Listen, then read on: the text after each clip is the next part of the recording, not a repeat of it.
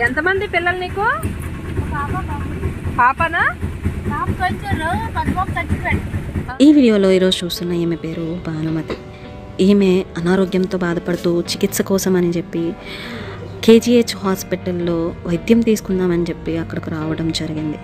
వైద్యం అనంతరం తనని చూసే దిక్కెవరూ లేక ఎటెళ్లాలో తెలియక నెల రోజుల పాటు కేజీహెచ్ దగ్గరే ఉంటూ ఒక మూలకి చలికి వణుకుతూ చాలా ఇబ్బందులు పడుతూ అక్కడే ఉంటూ ఆమె కేజీహెచ్కి సంబంధించిన సిబ్బంది దృష్టిలో పడడం జరిగింది.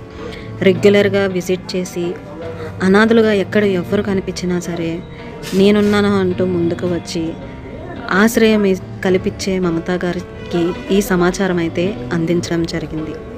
కొద్ది సమయంలోనే మమతా గారు అక్కడికి చేరుకున్న తర్వాత ఆమెని వివరాలు అడగగా ఆమె కొన్ని సంవత్సరాలుగా ఇలా ఓల్డేజ్ హోమ్లోనే భార్యాభర్తలు ఇద్దరు గడుపుతున్నామని, ఆమెకి ఒక కొడుకు కూతురు ఉన్నారని, 2017లో ఆమె భర్త చనిపోవడంతో అక్కడ ఉన్న సిబ్బంది ఓల్డేజ్ హోమ్ నుంచి బయటకు పంపిన తర్వాత అప్పటి నుంచి కూడా కూతురి సహాయంతో కొంతకాలంగా ఓల్డేజ్ హోమ్లోని గడుపుతూ వస్తున్న ఈమె ఒక దగ్గర నుంచి ఇంకొక దగ్గరికి ఇలా ఓల్డేజ్ హోమ్లే మారుతున్నారు, కానీ కొడుకు కూతురు మాత్రం ఎప్పుడూ ఆదరించలేదు.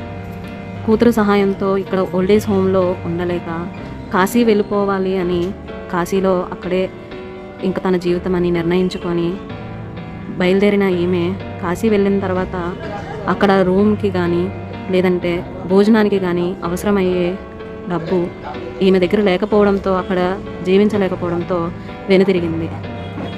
అక్కడి నుంచి మధ్యలో దుర్గూర్ అనే ఒక ఊర్లోని ట్రైన్లో ఆమెని దింపగా అక్కడ హాస్పిటల్లో చికిత్స పొందిన తర్వాత ఈమె వివరాలు ఈమె ఎక్కడి నుంచి వచ్చింది అని అక్కడ సిబ్బంది కనుక్కొని ఈమెకి ఒక 500 రూపాయలు చేతిలో పెట్టి టికెట్ తీసి వైజాగ్ ట్రైన్ ఎక్కించారు.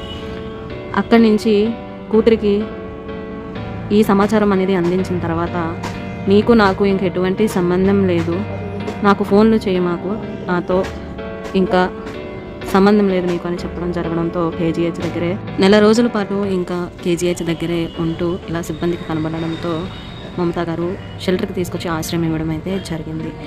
ఇది ఈమె పరిస్థితి. ఇప్పుడు ఆమె మాటల్లోనే ఆమె పరిస్థితి.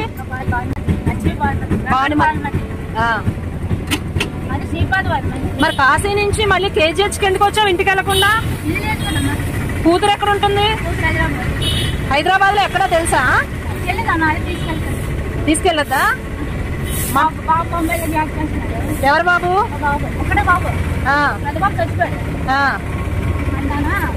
సంబంధం లేదు, డబ్బులు కూడా సంబంధం లేదు, లెక్కకేసి కడుక్కోమని వెళ్ళలేదు, కంపెనీ డబ్బులు కూడా పోయాయి అంటే మా ఆయన ఆక్సిజన్లో పనిచేసేవారు.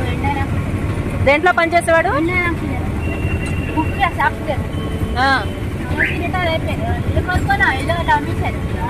అంటే అయిపోయారు సంబంధం లేదు. నువ్వు ఎక్కడున్నావు? ఫోన్ కూడా పోయింది, చలి కొనుక్కున్నాను. నువ్వు ఎక్కడున్నా నాకు సంబంధం లేదని అన్నారా?